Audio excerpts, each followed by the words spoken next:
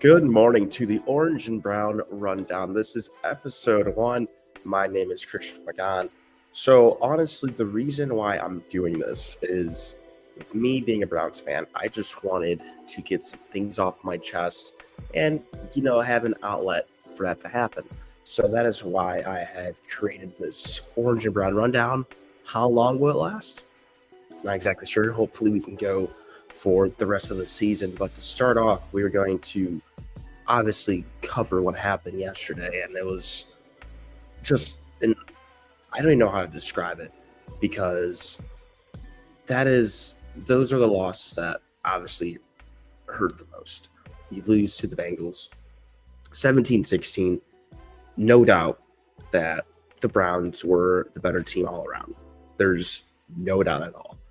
And for you to lose a game in which you had so much control of, there's so much to get into. I'll start like this. You look at the stats and everything. There's no doubt the Browns were the better team. There's no doubt. This is a game that if you play 100 times, 99 times you're going to win. And the one loss just happened to be the Browns. For example, look at the second half. The Bengals only had 7 yards of offense in that second half. They had minus 18 yards in the fourth quarter. You hold T. Higgins to 3 catches, 33 yards.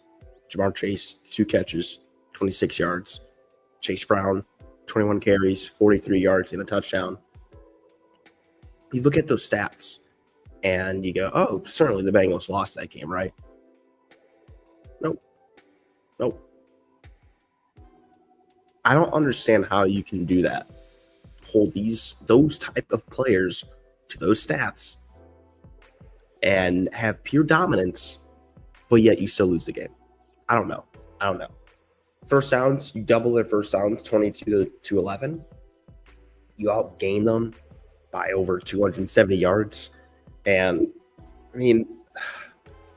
I'll get into the offense and defense and what I liked, but obviously the main thing is it's the kicker, Andre Schmidt, making your first NFL game, not excluding we're taking away preseason, your first NFL game.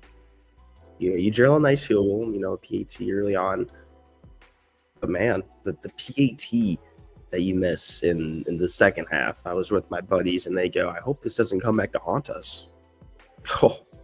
Oh, did it haunt us? All right. Not only that, you miss the 36-yard field goal as well late in the game. Suddenly, you miss the times you had with Dustin Hopkins. Honestly, last year, not a good year for him. Kickers go up and down. But 2023 Hopkins is a kicker that I will forever remember in my heart. 33 for 36. So many game winners and clutch scenarios that he was in, that there was a time in that season in which if you had Hopkins go out on the field, you're going, oh, he's got it. The amount of confidence, not only me, but the entire fan base had around Hopkins in 2023 was something that was damn near on the levels of Phil Dawson. Coming onto the field, oh, he's got it. And obviously last year, that wasn't the case. This year, who knows? But this is something that the kicker, this is something where we're going to have to keep a close eye on, because already Andre Schmidt is, I won't say public enemy number 1 in Cleveland, but there's definitely a lot of people that are clearly upset with him. And I just hope he can figure it out. I really can, because the minute, you get to your head, all the comments, all the things people are saying about you in Cleveland, the minute that gets to your head, he may be gone. He may be gone. I'm really curious to see how he responds to this. I know it's his first game, and I don't know if it's pressure. I don't know if it was nervousness. I don't know what it was, but I really, really hope Andre Schmidt can figure it out. Okay. I do apologize. I have been sick for the past 2 weeks, so if I sniffle, if I sound like shit, I apologize. So we'll get into the things. So the offense, my opinion, I think the offense, especially Flacco, looked good. Okay, I'll take it back. The passing offense looked good. The run game, something we gotta really address. In my opinion, Flacco looked pretty good. He looked comfortable in Stefanski's system, and he had a lot of poise as well in that match. He did a good job balancing the ball. Judy, Tillman, Fannin, and Njoku, Sampson all got touches. He did a good job of balancing the offense, which is really good. But the run game is something that the run game we really have to address. This is a big problem. This is a huge problem. Look at yesterday's game. 24 rushes, 49 yards, and a touchdown. Do you remember when Stefanski first got here back in 2020 and the running game we had? There was a time in which the Browns were known to have one of the best run games in the entire league. Now, how much of that was Nick Chubb and how much of that was the O-line and the run block? How much of that was it? Well, you got your credit on both sides. But just look at this. Okay. If we look at 2020, the Browns were third in the league in rushing, 148 yards per game. In 2021, you were fourth. 2022, sixth. 2023, 12th. Last year, 29th in the league. And looking at the match yesterday, I don't think we're going to get any better in the run game. Credit, Cincinnati has a pretty solid D-line. But you look at Cleveland's interior O-line, and I think we have some of the best, if not one of the best interior line in the league. Pocic, Teller, Bitonio. The run game is something that we desperately have to get back. Because Stefanski, he's been in this situation before in which the run game has been so good. It's been there before. He has to get it back. And obviously, you don't have Chubb. That's going to play a key fact. It's going to play a key factor in that. Yesterday in the Texans, he had, I think, 13 carries, 60 yards. Not bad for him. Not bad. Hope he does good in Texas. But the run game is something that we need to desperately get back. And you may say, oh, well, Quinshawn is, if he plays next week, I don't want to hear about that now. I don't. My worry is with Quinshawn. Yes, second round pick. He did really, really well in college. You're going to have to bring up the speed with all the stuff that happened off the field, being away from the team, just signing his contract. You got to wonder, how much does he know? How many reps does he actually have? You can't, if he even plays next week, you have no idea what they're going to do. There's no way. If, say, he plays next week, there's no way he's going to start, in my opinion. You're going to have to gradually bring him in as the season goes, which I totally understand, but you're going to have to bring up the speed. There's no way he's going to be a plug guy and instantly makes an impact. I do not see that happening. The way the run game has been for the past 2 years, I don't think I wouldn't say any running back. I don't think a lot of running backs can come into here and change that. I think it really is the run blocking. I really do. So, yes, if Quinshawn even plays next week, we'll see what he can do, how many carries he'll get, how coach will treat him, bringing him into the team and into the league. We'll see how that goes, but I'm not expecting much from him, and that's mainly because of the run blocking, in my opinion, and the off the field stuff. If he doesn't get suspended, I don't think he should, but you got to think of him of how many reps is he going to get with the team, the playbook, how much does he know. You're going to have to gradually bring him in. So while we're on the talk of rookies, I think and everyone else can probably agree with me, the rookies looked really, really good yesterday. I mean, Samson, he had, I think, 93 total yards, a couple of touches up to 20, I think, in the receiving end and handoffs. He's going to be a key addition in that receiving room. You look at Flacco and Samson. If you can't run the ball well, just run a quick little screen to the running back. That's in addition to the run game, man. Samson, I thought he looked pretty good. You look at Harold Fannin Jr. What a game he had. I mean, 7 catches, 53 yards. I was a little more surprised that he was getting more looks at than Njoku, but I'm very curious to see how that will work between the two. I think that's a good 1-2 combo the Browns have in the tight end room, especially in an offense that Stefanski loves the bootleg. He loves to play fakes and tight ends. I think this is where Flacco also fits in well, because Flacco loves tight ends too. He loves his tight ends. We saw what happened with Njoku back in 2023 when Flacco started those games. Njoku started doing really, really well. Flacco loves his tight ends. Stefanski loves the tight ends too. But there's a key play in the fourth quarter that really, really stood out to me about Harold Fannin Jr. We're going to go to just under 12 minutes in the fourth quarter. It was a 22-yard reception from Fannin. And what he did was really next level, in my opinion. That play showed to me, like, okay, he may be a rookie, but up here, he's not a rookie. What happened was it was, I believe, a play action. And as Flacco was rolling to his right, there's, I think, 3 receivers kind of just looking at Flacco and, just gradually going with him.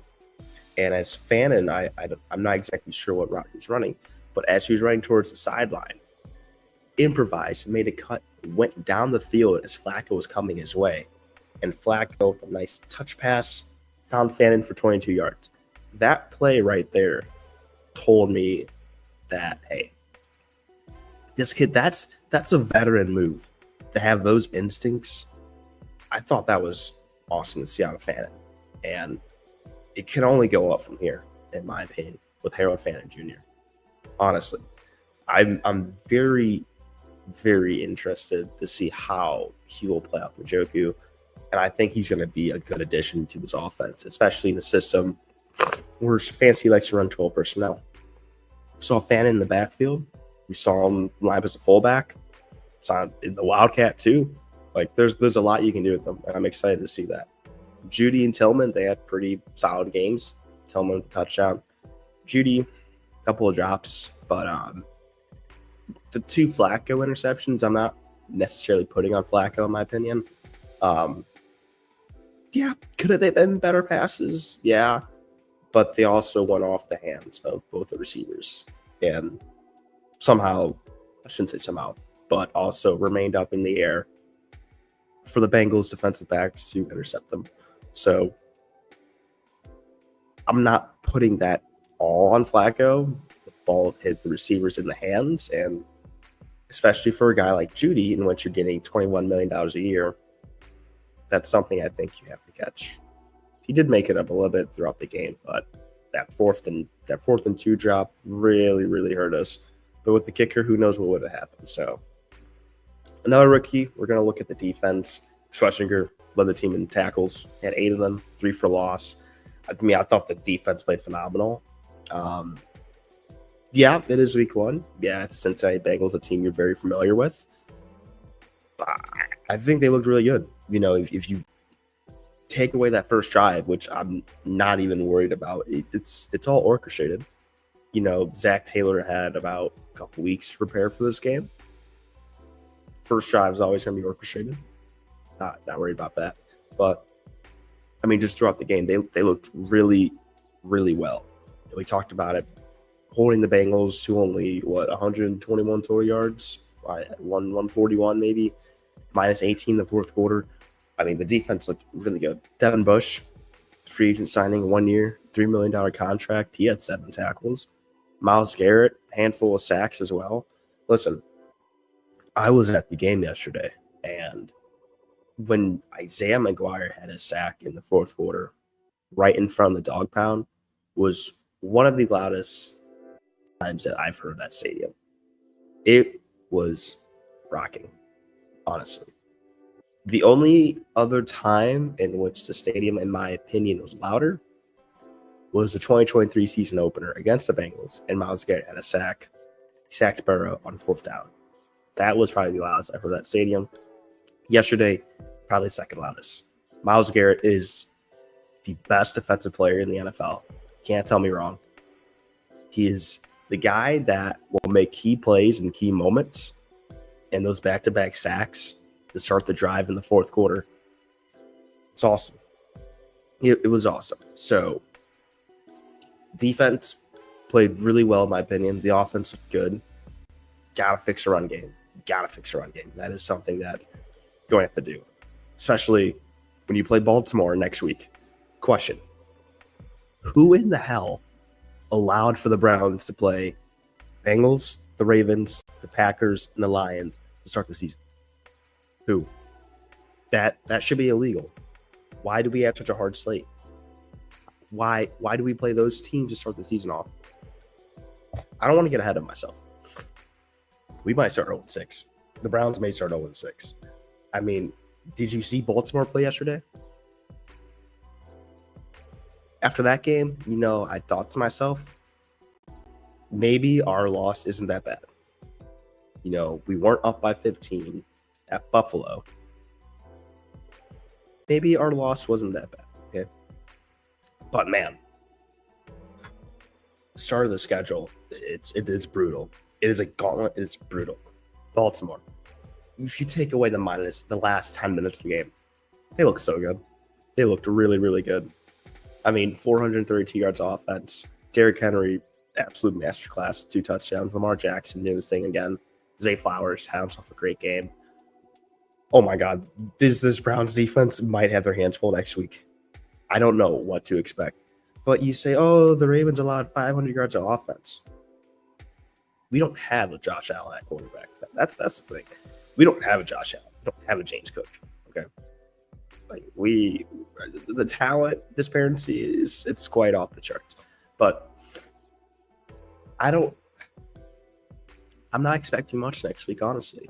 I know playing at Baltimore is such a tough task, and we beat them last year with Jameis Winston. I get it, but man, they're so good. They're so good. I think this is a great test for our defense. This is really a big key test for them, I think. Like I said, it was week 1. You play against the Bengals, a team you know very, very well. I get it. Both of these teams are going to be pissed off for sure. Okay, you had 2 weeks of prep for the Bengals, essentially. Here, this is the real test. Let's see how you do. I'm not expecting much. The Ravens have a lot of offensive firepower. I mean, Lamar just loves to play against us, in my opinion. I don't think that's an opinion. That's just a fact. He loves to play against us. He does. So, how do we win this game? I don't know. I think Flacco might have to toss a rock about 50 times. The way the run offense has been, there's no way it's going to be any better against the Ravens. I don't think so. No. He's going to have to pass the ball damn near every single time. He might lose his arm the way he's going to throw it. He might have to go 50-plus times. But we'll see. Like I said, not expecting much. But this is definitely a big test. And I guess I'll see you guys next week. This is episode 1 of the Orange and Brown Breakdown. My name is Chris Pagan. Follow me on Twitter. That's in the description. If not, it's Pagan PXP. So we'll see how this goes. I'll try and do this for 18, 17 episodes throughout the season. But I just want to get a quick little show out, get some thoughts on yesterday's game, and also preview the next one. So thank you guys for tuning in, and I will see you guys next week.